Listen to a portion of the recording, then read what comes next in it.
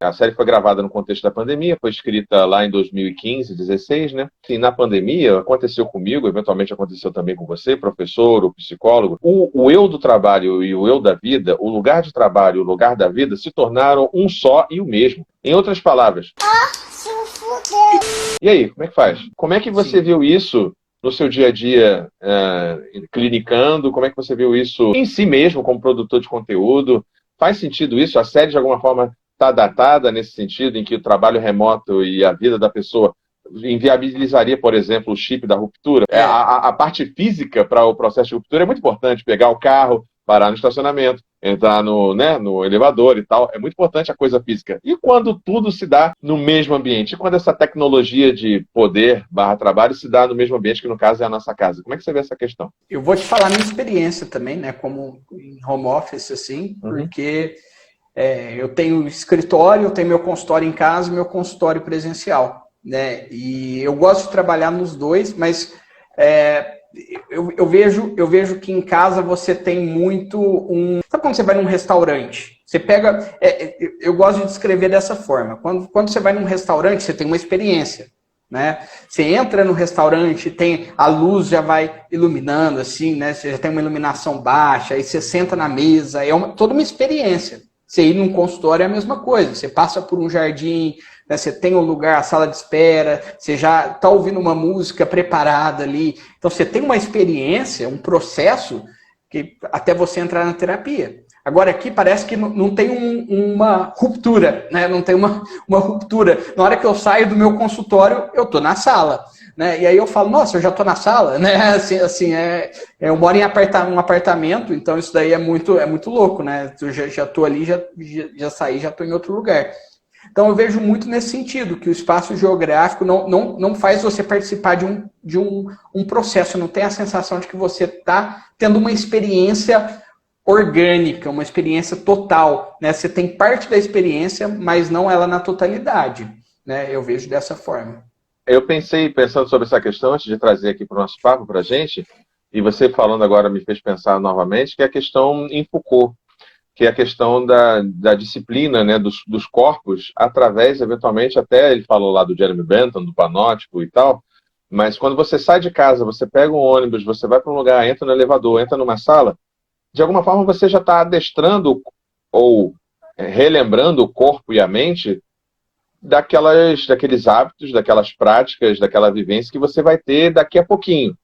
Então tem uma certa disciplina, né, dos corpos, e aí pode até puxar de Foucault a questão do vigiar e punir dentro da empresa, da Lumo, né, de estar sempre sendo vigiado, né, e eu fico pensando qual seria a importância, pulando para uma outra questão, dentro dessa ideia de ser vigiado e punido, qual é a importância para você, no que você viu dentro da série, desse personagem do Mildred, que é o capataz, né?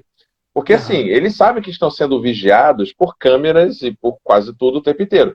Mas qual é a importância de você ter essa outra pessoa, esse outro sujeito? E qual a importância, de repente, eventualmente, dele transitar entre esses dois mundos? Como é que você vê esse personagem em termos psicológicos ali para aqueles outros 4, que são os nossos principais? Qual a importância desse personagem ali? Por que ele tem que ser uma pessoa? Não pode ser só um robô e tal? Por que ele é uma pessoa e não um robô, né? Cara, é realmente uma boa pergunta. O miserável é um gênio! Eu acho que talvez para trazer... Ele tem um perfil ali que é meio, talvez até sádico, né? Que ele gosta de fazer ali, ele gosta de participar ali, ele gosta de mandar, ele tem uma personalidade talvez tirânica ali, então ele é perfeito para o trabalho nesse sentido, né? Assim, ele é bem... Ele é o mais tirânico, ele é mais até do que a Cobell, né? Porque ele suja as mãos, né? Tipo assim. Ele suja as mãos, exatamente. Ele tira foto, ele vai lá na sala de tortura, ou melhor, é interessantíssimo isso, né? A sala de tortura se chama sala de descanso. Isso me lembrou tanto 1984, George Orwell, a nova língua, né? A inversão. O descanso é tortura, o trabalho, tipo, é muito interessante essa coisa do jogo de linguagem, né? Esse personagem, pra mim, é fascinante, assim. Quando ele tem a cena da dança e tal, ele se transforma e ele é sádico mesmo, né? Então, eu até quero ver na segunda temporada qual é a vida dele, né? Porque é uma coisa que não mostra. Ele só tem a vida na empresa, então a gente não vê ele fora. Todos os outros personagens, a gente, pelo menos um pouquinho, a gente conhece fora. Agora, ele, a gente não tem nenhuma pista de quem ele é, né? Do que ele faz fora da Lumon, né? Eu queria fechar falando sobre a questão do ser humano ter, de alguma forma, uma certa... Não é arrogância a palavra, mas, enfim, uma ideia de eternidade.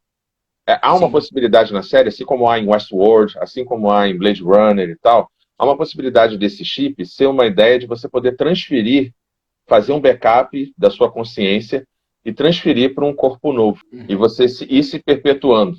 Né, o Egan e etc. Imagina lá que se o chefe da empresa, alguém que está num coma ou em alguma coisa, ele está fazendo um backup para poder... esperando a vez dele e tal, e etc. Como é que a gente explica isso em termos psicológicos? Essa ideia de eternidade. Eventualmente a gente quer se eternizar tendo filhos, quer se eternizar escrevendo um livro, ou pintando um quadro, né? Tem uma frase que eu não sei de quem é o pensador, mas é muito interessante, que a arte seria uma das formas de enganar a morte. Porque você se torna eterno, né? Não por acaso você tem lá os imortais da Academia Brasileira de Letras e tal. Como é que funciona essa ideia de a gente não lidar bem com a morte? A gente não sabe morrer. Como é que você vê isso? Eu vejo que, para a maioria das pessoas, pelo menos, a morte ela é inconsciente, ou pelo menos pré-consciente. Né? A ideia de morrer ela é pré-consciente. É sempre um fantasma distante que nunca vai me alcançar. Ele nunca vai me alcançar. Ele está lá, ele está adormecido, e ele nunca vai vir, né? Ele nunca vai chegar na onde que eu tô, porque eu sou jovem, porque eu tenho saúde, porque eu me cuido, porque eu faço as coisas, porque acontece com os outros, mas não comigo. Né? Então a gente tem essa ideia inconsciente ali na maior parte do tempo. A não ser que a pessoa tenha uma personalidade muito existencialista, ou a pessoa seja... Né, tem algum transtorno psiquiátrico também que deixa isso mais consciente. No caso do depressivo, o medo da morte vem muito, do ansioso vem muito, da neurose vem muito. Né? A morte se torna uma consciência. Né? Tem até um perfil no Twitter que é o lembrador diário de que você vai morrer. Aí todo dia é a mesma frase: você vai morrer um dia, você vai morrer um dia, você vai morrer um dia, né?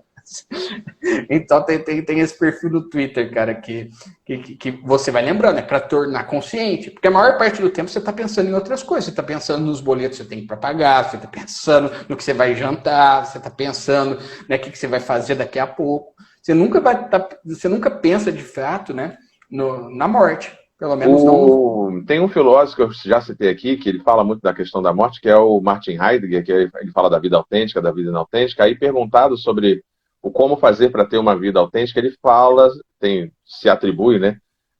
Se diz que ele falou a seguinte frase: passe mais tempo no cemitério. Qual é a ideia dele? Você ser um Dasein, né, um aí do ser, pressupõe, para você ter uma vida autêntica, você ter consciência da morte. E ter consciência da morte, não numa perspectiva pessimista, mas numa ideia de que saber que só existe o presente, só existe essa vida, te faria viver uma vida mais plena. Porque só existe essa conversa aqui entre mim e você. Essa é a última conversa que eu vou ter, essa é a última videochamada que eu vou fazer. E que videochamada eu faria? Você concorda com essa perspectiva de que ter consciência da morte e viver com ela como algo que dá sentido à vida é algo positivo, negativo? Como é que você vê isso? Olha, nem sempre é positivo, porque existe a questão, né, da própria pulsão de morte do Freud. Né, que é visto como negativo, né, e não tem esse nome por acaso. Então, uma pessoa que está em um estado depressivo, por exemplo, vai pensar na morte diariamente, vai lembrar da morte diariamente, mas a ótica dela é diferente, é totalmente... isso não vai fazer ela viver melhor, muito pelo contrário, vai fazer ela viver de uma forma disfuncional. Mas eu não acho que... Eu estou falando da exceção. Eu acho que, de maneira geral, as pessoas que vivem o presente, e aí mais no sentido de controle da ansiedade, aí sim, porque você não tem preocupações futuras, mas gerais, não só do medo da morte, mas preocupações gerais, olha, eu não vou me preocupar com um problema que eu tenho que resolver daqui 2 meses. Você também não tem a questão do passado, você está vivendo a plenitude do presente. Isso é muito difícil encontrar, talvez meditações, espiritualidade, tem algumas formas que você até consegue. Mas essa é a grande questão, né? Como que eu vou esquecer as neuroses, como que eu vou esquecer as preocupações futuras se eu estou aqui no presente, se eu estou aqui nesse momento só apreciando isso daqui. Por isso que é tão interessante, até indo para a psicologia positiva, né, o estado de fluxo. Né, que o estado de fluxo, cara, né, que é o estado de concentração extrema que você tem, que você só aprecia o presente. O Mihai Csikszentmihalyi, que é um dos pais da psicologia positiva, e ele é o criador assim, da teoria do estado de fluxo, um dos elementos que ele coloca é exatamente a morte da autoconsciência. Então, você simplesmente esquece quando você está tão concentrado num estado de presente, de agora, fazendo uma atividade que você gosta, como a gente está fazendo agora, por exemplo, que você anula totalmente ali toda essa percepção que você tem de neurose, de preocupação. Então, você fica num estado ali até de relaxamento. Quando você joga um jogo de videogame que você tá tão imerso, quando você faz uma atividade física que você está tão imerso, quando você faz uma atividade artística que você está tão imerso, aquilo é imortalidade. Eu vejo a imortalidade como o estado de fluxo mesmo, como esse estado de concentração que você tem essa perda de autoconsciência. Pô, isso é muito bom, cara. Gostei disso, gostei dessa ideia. Eu queria fechar, já para a gente terminar aqui, com 2 questões, se der tempo. Mas vamos lá. Primeira, qual é a importância, e aí não sei se vai ser sensível para alguém, né, mas assim, eu vejo a Lumo, a empresa, no caso, né, da série, ela atua eventualmente como algumas religiões, mas não no sentido talvez positivo. Religiões em que sentido? Religiões meio que abutres, como assim? É aquela religião geralmente pentecostal, né, pentecostal, que vai trabalhar pegando aquele novo fiel dentro de uma penitenciária. Ou alguém que tem um filho drogado e vai pegar esse filho com drogadição e vai trabalhar em cima desse sujeito. Vou me explicar melhor. Dos 4 personagens que a gente tem ali, a gente tem 4 pessoas quebradas, digamos assim, traumatizadas. E é um pressuposto, eventualmente, para você aceitar a Lumon, e ela deve ficar fazendo um mapeamento ou algo assim, né? Você ter pessoas com trauma, pessoas com grandes traumas. A gente tem no Irving, você tem talvez algum estresse pós-traumático, que a gente não sabe, por ele ser militar ou não. Bem possível. Bem possível. Você tem ali também, no personagem do Dylan, eu não sei o que teria acontecido com ele, talvez uma esposa também, porque ele parece um pai solteiro, não sei. Mas qual é o papel do trauma, no caso da série mesmo, qual é o papel duplo do trauma? Porque me parece que o trauma é aquilo que faz o eu externo aceitar o convite para fazer o processo de ruptura, ao mesmo tempo que o trauma é aquilo que é o que liga os inconscientes, como um túnel, como você falou. Então, ao mesmo tempo que o trauma é aquela dor psíquica, é o que motiva a sombra, né? É o motiva o sujeito a ir para a ruptura e a fazer a ruptura, também é aquilo que, eventualmente, lembra o sujeito de voltar. Como é que você explicaria ou falaria sobre isso? Essa questão do trauma e essa dupla chave, digamos assim. Olha, o trauma, eu acredito que seja o próprio resquício de humanidade que resta ali, né, dos personagens ali que que são submetidos a essa robotização, vamos falar assim, né? Esse credo cego, né? Sem nenhum teor reflexivo que está ali, que não te deixa pensar por si próprio. Então, eu acho que a partir do momento que você tem dor, que você tem sombra, que você tem trauma, né? Você nunca vai poder dividir uma pessoa, porque aquilo lá faz parte integral da humanidade dela. Então, eu vejo muito nesse sentido. Eu vejo que, até a minha teoria que eu falei no vídeo é exatamente essa, que é exatamente através desse túnel inconsciente é que você consegue ter a ligação da vida, né? A ligação do eu externo com o eu interno. Então é através desse sofrimento mesmo, através desses traumas, através de tudo isso.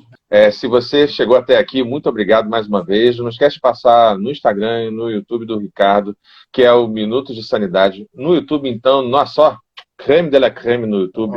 Valeu, obrigado. Muito bom.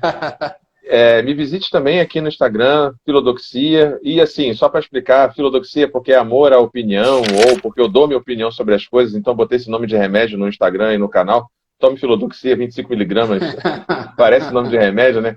E no canal a gente faz a mesma coisa parecida. A gente faz análise de filmes e séries. Eu adorei o canal, inclusive. Um por psicologia, outro por filosofia, e a gente às vezes se atravessa, isso é muito bom. Quando eu pego um pouco da sua visão, coloco lá, pode ver que vai bater lá um @ do crédito. Eu lembro de você, eu boto lá o crédito lá no vídeo. Então, muito obrigado por você esteve até aqui. Eu que agradeço. Valeu. Estou ciente de que esta alteração é abrangente e irreversível. Eu faço as declarações livremente.